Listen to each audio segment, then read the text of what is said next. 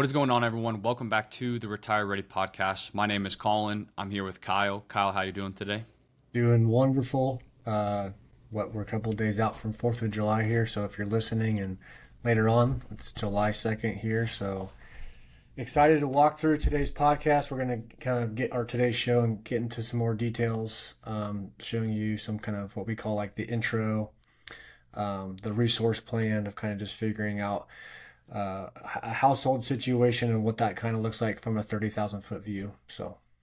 Yeah, so like Kyle just said, we're going to walk through, looking at a couple that's about to retire, has the chance to retire in the next few years, and what their income levels at, how much assets they have, and then what that looks like for their, retirement income when they do plan to retire. So, Kyle, would you like to, share your screen and we can walk through what this couple has, and then talk about, what's their spending capabilities?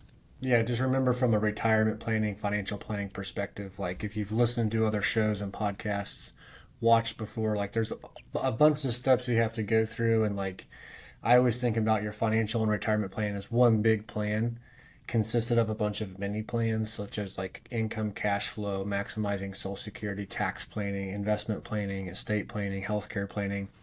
Really today, we're going to just kind of focus on the 30,000 foot view of like building a retirement income plan and looking at like spending and like guardrails and just kind of showing you like what's available for like this specific household. It's not really like optimized for their situation because there's going to be adjustments made and inputs changed and like advice rendered as far as like claiming Social Security dates and tax planning strategies. But we want to give our viewers and listeners just like an idea in a case scenario of like what this household would look like. So I'm going to dive in. So as you can see here on the screen, and for those that are listening, to the podcast with audio only, I'll kind of walk through what you're looking at. But this couple here is Mike and Sarah, and they reside in the state of Kansas. They're in their late 50s. Mike is actually 60 years old. Sarah is 59 years old, planning to retire in about 5 years with a variety of savings plans and income sources. And so we're going to walk through exactly what this looks like. Mike is looking to retire in June of 2029 at age 65 years old, and Sarah is looking to retire in 2027 at 62 years old. Yeah, so this is a good example for married couples. If you guys are pretty close in age, we got late 50s, early 60s. Haven't really thought about those, target retirement dates, but we're kind of just saying here's a target of when we think we want to retire.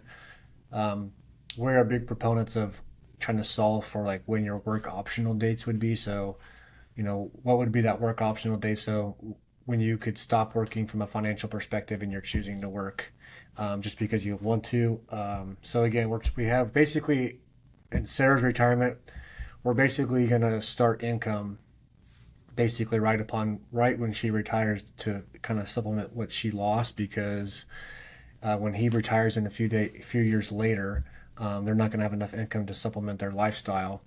So I'm going to kind of just move over from like their household situation to kind of looking at some assets they have. They have roughly, again, this is kind of like a real scenario we have here.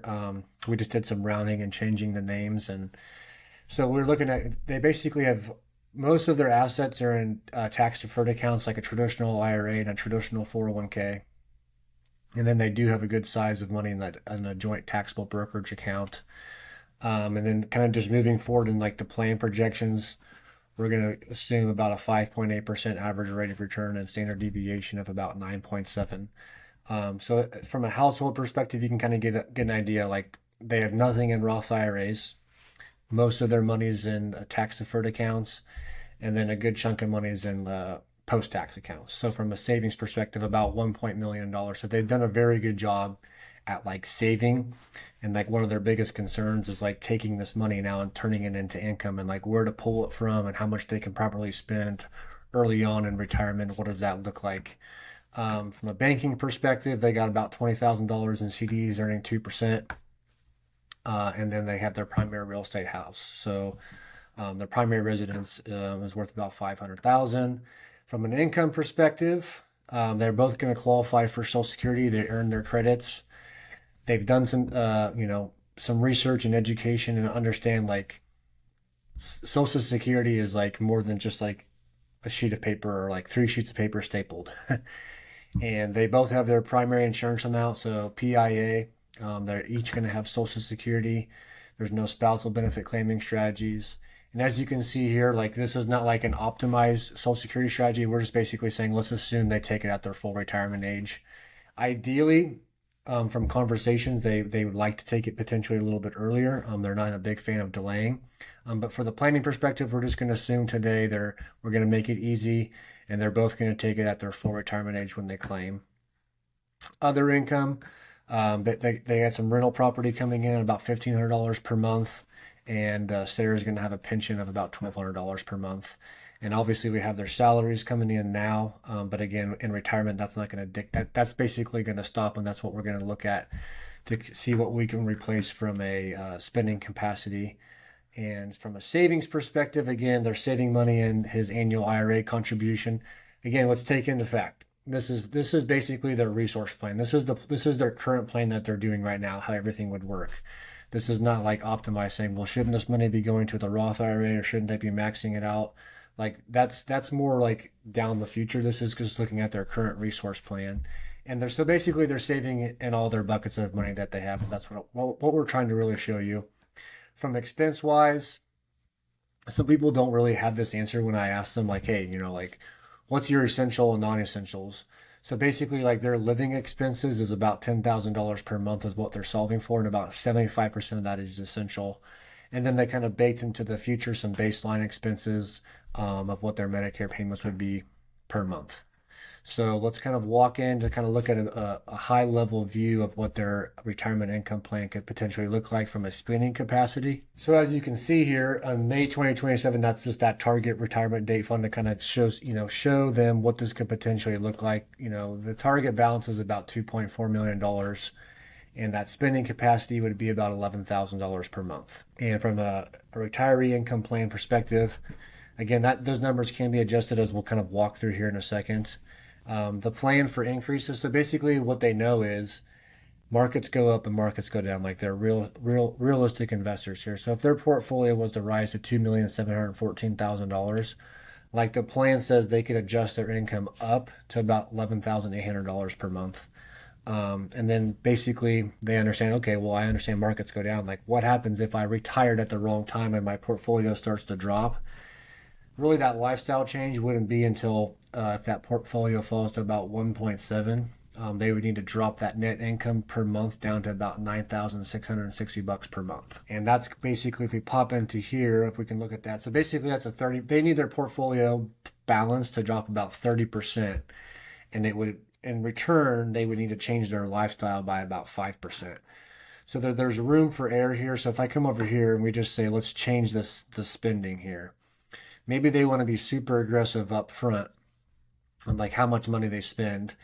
When she retires and he's going to work for a couple of years, what would that look like from hey, well, show us how to spend more our first 5 to 10 years.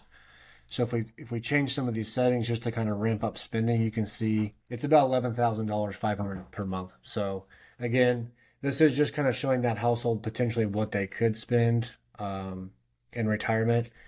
Not optimized, but this is kind of a 30,000 foot view of what this could look like, and some targets to shoot for. So now we're going to take a few minutes to just talk about the tax slab and just talk about taxes and different tax strategies when it comes to taking this income. As we can see here on the screen, strategy number 1 is doing Roth conversions to the 32% bracket. And then strategy number 2 is what maybe a lot of people will do is just the taxable, tax deferred, tax free strategy. So we're going to walk through different strategies and show you with different strategies how this can save you more in taxes, lower your average tax rate, and potentially even allow you to leave more money in your legacy. Yeah, so remember, this is step 1 of 5. So what we're considering here is like just kind of showing the household what is possible. As you move along down the road here. So let's kind of look at some tax planning decisions here. So like, what you're basically seeing here is like pro rata versus different orders of withdrawal strategies. One of these, okay, you could say is better than the other, but at the end of the day, like the job of a financial planner, someone who's giving ongoing advice, is basically to guide you like, hey, here's some strategies which you probably shouldn't do. because this is going to voluntarily like lead you to overpaying in taxes over your lifetime. Or we got some strategies down here where we can be like do some tax smart planning, go against conventional wisdom, potentially start raising your tax bill now by doing some Roth conversions or maxing out Roth 401ks and maxing out private Roth IRAs. This is where that advice really comes in to see like how can you lower that average tax rate long term and lower your total tax bill. So as you can see on the screen here, like filling up the 22% bracket, 24% bracket, 32% bracket, 35% bracket, long term is going to save them, six figures in taxes. But in exchange, what it's going to allow them to do is spend more early on, keep more shares invested, and then give more money to their beneficiaries after they're gone. So these are from a high level, like from our planning practice, we wouldn't just say, hey, fill up the 24% bracket and stop. Like there's usually a specific number of saying, hey, you need to do $99,432 versus just saying, hey, fill up your 24% bracket. We're doing the math here to figure out how much needs to be in Roth, create tax diversification so that if taxes go up, you're prepared. If taxes go down, you have buckets of money to spend. If one spouse passes, then the other spouse lives a long time, you have tax-free income. So like from a planning perspective, again, I can run all the math and basically say, hey, you break even at age 81. But what we have noticed is from a behavioral perspective, it's good to check off as many boxes as we can as possible. So, hey, if we start doing some Roth conversions now, maybe maxing out the Roth 401k over here, if you retire and the markets start going down, the order of withdrawal strategy might shift to say spend Roth IRA money first, so you don't have to sell as many shares at a loss to get your $6,000 to $10,000 in spending. So again, these are just you're going to select a strategy, but it's more than just saying, hey, I'm going to do this and move on. It's kind of an ongoing management. So again, for this household specifically, like tax planning done correctly via Roth conversions or funding Roth 401ks and maxing out could potentially save them six figures in taxes if they do live to their life expectancy. So it's more tax-free money for them. They're paying less in taxes, and then more for whoever's getting their money after them. All right, so now, kind of looking at a high-level view, sitting here with Sarah and Mike, they kind of saw that, Mike's work optional. They could basically afford to retire at the same time. He didn't need to keep working as they kind of were worried about. So that kind of, addressed that primary concern of like, when can we retire? So really their work optional dates is going to be in 2027 around. So we just, we assume made some updates here to their high level plan and just said, okay, both of your wages and salaries are going to go away when you retire. And then in April 2027, you're going to start pulling in income from your portfolio. So that spending capacity of what would be available, if you don't really want to have to make drastic changes, because of market movements, would be about $11,600 per month after tax. You have enough there to support that lifestyle, to spend more that first 5 to 10 years. And really why they like the idea of doing that is because, they understand like, tomorrow's not promised.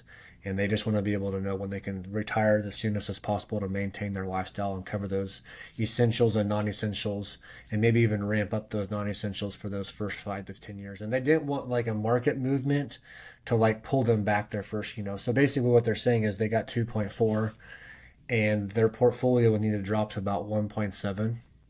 So when that does happen, because it probably would at some point, depending on if they timed it right or wrong, they really need to only adjust their lifestyle by $1,000 per month until everything kind of gets back on course. So they were okay with those types of adjustments.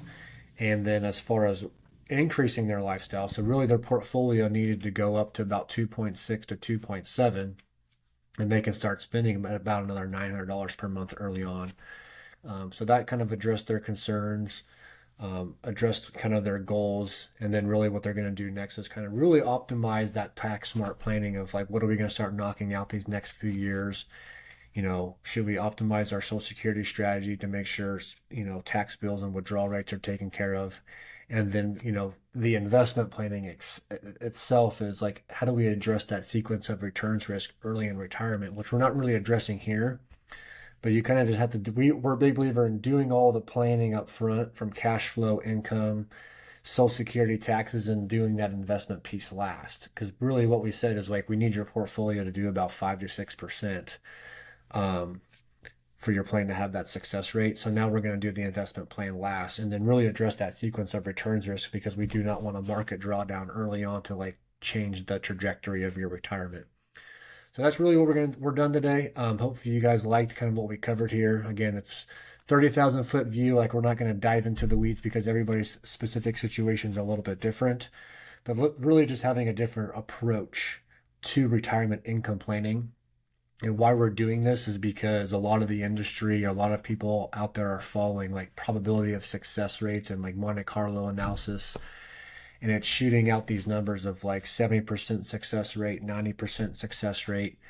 And it's causing pre-retirees, or those that are on the verge 5 to 10 years out, and they're chasing these higher probabilities of success rates, which unfortunately is probably going to lead to underspending in retirement and you working longer. So we're trying to like move the needle here to get people to spend more early in retirement and potentially retire earlier. So we're done for today. Awesome. Well, thank you all for listening, and we'll see you in the next episode. You've been listening to Retire Ready with Kyle Hammerschmidt. Planning your retirement starts now. The word retirement shouldn't scare you. Our passion is to be here to help you navigate every step of the way. We hope you've enjoyed the show. If you did, make sure to like, rate, and review. We'll be back soon. But in the meantime, for more education and information, hit up retirereadyacademy.org. And if you're ready to start your retirement planning today, go to our website at mocanwealth.com. Mocan Wealth Management is a registered investment advisor with the state of Kansas and Missouri, and may only transact business with residents of those states or residents of other states where otherwise legally permitted, subject to exemption or exclusion from registration requirements. This communication is not intended as an offer or solicitation to buy, hold, or sell any financial instrument or investment advisory services.